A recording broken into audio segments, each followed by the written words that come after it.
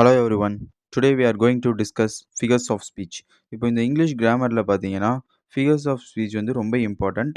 அதில் வந்து இந்த ஃபிகர்ஸ் ஆஃப் ஸ்பீச் வந்து எதுக்காக யூஸ் ஆகுதுன்னா, ஒரு சென்டென்சஸ் வந்து ஒரு நார்மலாக சொல்லாமல், கொஞ்சம் நார்மலா இல்லாம, ஒரு அழகாகவும், கொஞ்சம் ஆழமாவும் சொல்றதுக்கு தான் இந்த ஃபிகர்ஸ் ஆஃப் ஸ்பீச் யூஸ் ஆகுது. இந்த வீடியோல நம்ம வந்து 3 ஃபிகர்ஸ் ஆஃப் ஸ்பீச் வந்து பார்க்க போறோம். என்னென்னனா, சிமிலி, மெட்டஃபர் அண்ட் பெர்சனிஃபிகேஷன். இந்த 3 ஃபிகர் ஆஃப் ஸ்பீச் வந்து ரொம்ப இம்பார்ட்டன்ட். வாங்க நம்ம டைம் வேஸ்ட் பண்ணாம வீடியோக்குள்ள போயிடலாம். ஃபர்ஸ்ட் ஒன் வந்து சிமிலி. அது வந்து சிமிலின்றதுக்கான டெஃபினேஷன் நான் சொல்லிர்லாம் பாருங்க. A simile is a figure of speech that compares 2 different things using the words like or as. அதாவது இந்த சிமிலி வந்து எதுக்காக யூஸ் ஆகுதுன்னா, ஒரு 2 வேற வேற ஒரு டிஃபரண்டான திங்ஸ வந்து கம்பேர் பண்றதுக்கு. எப்படி கம்பேர் பண்ணணும்னா, லைக் ஆர் அஸ். இது 2யும் லைக் அண்ட் அஸ்ஸ வந்து இந்த 2 வேர்ட்ஸையும் வச்சு கம்பேர் பண்றதுக்கு தான் இந்த சிமிலி வந்து யூஸ் ஆகுது. இப்போ வந்து இதோட எக்ஸாம்பிள்ஸ்லாம் நம்ம பார்த்துடலாம். பார்க்கும்போது உங்களுக்கு இன்னும் கொஞ்சம் டீப்பா கொஞ்சம் அண்டர்ஸ்டாண்ட் ஆகும். Example, she is as brave as a lion. அதாவது இதில என்ன சொல்றாங்கன்னா, அவ வந்து ஒரு சிங்கத்த போல தைரியமானவ அப்படின்னு சொல்றாங்க. அதாவது ஒரு பொண்ண வந்து ஒரு சிங்கத்து கூட வந்து கம்பேர் பண்றாங்க. அதாவது she is as brave as a lion அப்படின்னு கம்பேர் பண்றாங்க. இதுக்கு தான் அந்த சிமிலி வந்து யூஸ் ஆகுது. 2வது எக்ஸாம்பிள் பாருங்க. த பாய் ரன்ஸ் லைக் த விண்ட். அதாவது ஒரு பையன் வந்து ஒரு காற்றை போல வேகமா ஓடுறான் அப்படின்னு வந்து இதில கம்பேர் பண்றாங்க. 3வது வந்து her face shines like the moon. அதாவது அவ முகம் வந்து எப்படி இருக்குன்னா, ஒரு நிலவை போல பிரகாசமா இருக்கு அப்படின்னு சொல்றாங்க. இந்த மாதிரி அஸ் லைக் போட்டு கம்பேர் பண்றதுக்கு தான் இந்த சிமிலி வந்து யூஸ் ஆகுது. இப்ப இந்த ஃபிகர் ஆஃப் ஸ்பீச்ல வந்து உங்களுக்கு சிமிலி அப்டின்னா என்னன்னு ஒரு ஐடியா கிடைச்சிருக்கும். அதாவது 2 வேற வேற பொருள வந்து அஸ் லைக் போட்டு கம்பேர் பண்றதுக்கு தான் இந்த சிமிலி யூஸ் ஆகுது. காய்ஸ் இது உங்களுக்கு புரிஞ்சிருக்கும்னு நெனைக்கிறேன். இப்ப நம்ம மெட்டாஃபருக்கு போயிடலாம். மெட்டாஃபர் வந்து இதுவும் ஒரு ஃபிகர் ஆஃப் ஸ்பீச் தான். இதோட டெஃபினிஷன் பார்த்துடலாம் வாங்க. A metaphor is a figure of speech that compares two different things directly without using like or as. என்ன சொல்றாங்கன்னா, அதாவது இந்த மெட்டாஃபர் வந்து ஒரு ஃபிகர் ஆஃப் ஸ்பீச். அது வந்து ஒரு 2 டிஃபரண்டான திங்ஸ வந்து டைரக்ட்டா வித்தவுட் லைக் ஆர் அஸ், ஒரு லைக்கும் அஸ் இல்லாம டைரக்ட்டா கம்பேர் பண்றதுக்கு தான் இந்த மெட்டாஃபர் வந்து யூஸ் ஆகுது. இப்ப நம்ம சிமிலில பார்த்தோம். அது வந்து அஸ் லைக் போட்டு கம்பேர் பண்ணோம். ஆனா இந்த மெட்டாஃபர் வந்து without like or as, as like இல்லாம ஒரு 2 வேற வேற திங்ஸ வந்து எப்படி கம்பேர் பண்ணணும் அப்படின்னு சொல்றதுக்கு தான் இந்த மெட்டாஃபர் வந்து யூஸ் ஆகுது. இப்போ நம்ம வந்து இது எக்ஸாம்பிளோட டீப்பா பார்க்கும்போது உங்களுக்கு கொஞ்சம் நல்லாவே அண்டர்ஸ்டாண்ட் ஆகும். வாங்க எக்ஸாம்பிள் பார்த்துடலாம். Time is a thief. அதாவது ஒரு நேரம் வந்து ஒரு திருடன் அப்படின்னு சொல்றாங்க. ஒரு நேரம் வந்து ஒரு திருடனைப் போல அப்படின்னு சொல்றாங்க. The classroom was a zoo.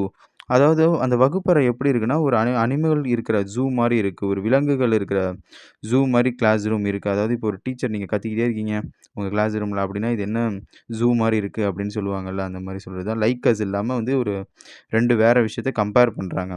He has a heart of stone. அதாவது அவனுக்கு வந்து ஒரு கல் நெஞ்சக்காரன் அந்த மாரி சொல்றாங்க.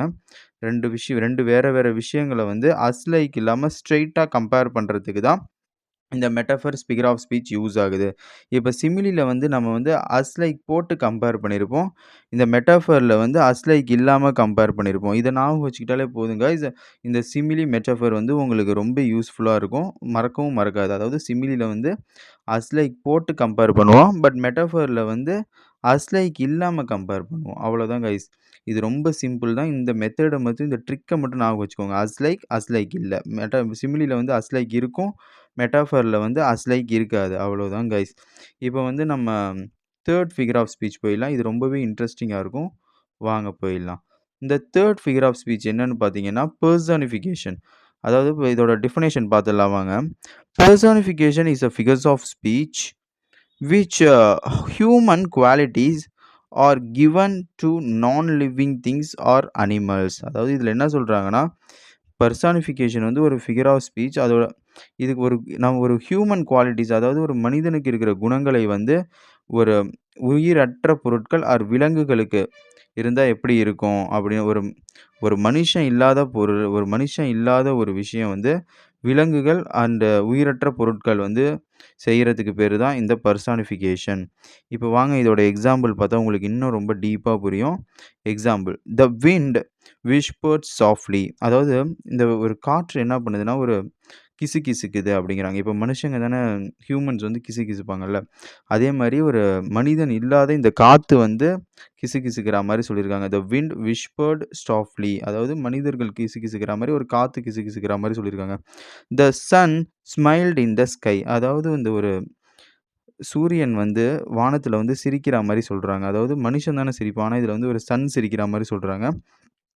"த leaves danced in the breeze" அந்த காத்து வந்து ஒரு இலைகள வந்து நடனம் ஆட வைக்குதாம். அதாவது இலைகள் வந்து காத்துல நடனம் ஆடுது அப்படின்னு சொல்றாங்க. இதுதான் இந்த ஃபிகர்ஸ் ஆஃப் ஸ்பீச். இப்போ வந்து உங்களுக்கு இந்த பெர்சானிஃபிகேஷன் புரிஞ்சிருக்கும்னு நெனைக்கிறேன். இன்னொரு டைம் எக்ஸாம்பிள் பார்த்துடலாம் வாங்க. "த விண்ட் விஸ்பர்ட் சாஃப்ட்லி" அதாவது வந்து ஒரு காற்று வந்து கிசுகிசுக்கிற மாரி சொல்றாங்க. மனுஷன் தான் கிசுகிசுப்பான். இத நோட் பண்ணிக்கோங்க. "The sun smiled in the sky" வானத்தில வந்து ஒரு நிலவு வந்து சிரிக்குது. "The leaves danced in the breeze" காத்தால வந்து இலைகள் வந்து டான்ஸ் ஆடுது. இதெல்லாம் ஒரு மனுஷன் பண்ற வேல. அதாவது மனுஷன் பண்ற வேலைய வந்து ஒரு உயிரற்ற பொருட்கள் ஆர் அனிமல்ஸ் அது யார் செஞ்சாலுமே அது பெர்சானிஃபிகேஷன் தான் காய்ஸ். இப்போ நம்ம இந்த 3 ஃபிகர்ஸ் ஆஃப் ஸ்பீச் அதாவது சிமிலி, மெட்டஃபர், பெர்சானிஃபிகேஷன் இது 3த்தையும் ஒரு டைம் நம்ம ரீட் பண்ணிடலாம் வாங்க.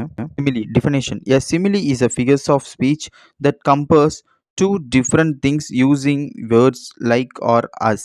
Example: She is as brave as a lion. The boy runs like the wind. Her face shines like the moon. Second metaphor.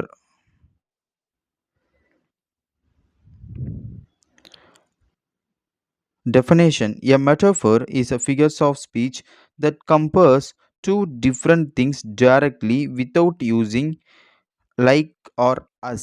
Example: Time is a thief. The classroom was a zoo. He has a heart of stone.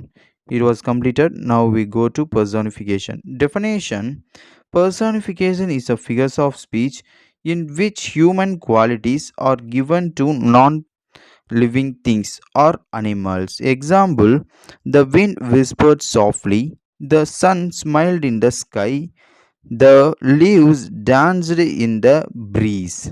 That's all guys. இவ்வளோதான் இதோடைய இந்த சிமிலி metaphor பெர்சானிஃபிகேஷனா இப்போ உங்களுக்கு ஒரு பேசிக்கான ஒரு idea கிடைச்சிருக்கும். இப்போ சிமிலின்றது என்னன்னு பார்த்தீங்கன்னா, ஒரு 2 வேறு வேறு பொருட்கள வந்து அஸ் லைக் போட்டு கம்பேர் பண்ணுறது தான் சிமிலி. மெட்டஃபர் வந்து அஸ் லைக் இல்லாம கம்பேர் பண்ணுறது வந்து மெட்டஃபர். அப்புறம் வந்து ஒரு மனிதன் இல்லாத ஒரு உயிரற்ற பொருட்கள் ஒரு விலங்குகள் செய்கிறத வந்து பெர்சானிஃபிகேஷன் அப்படின்னு சொல்லுவாங்க. Okay guys, thank you. Bye bye. Tata.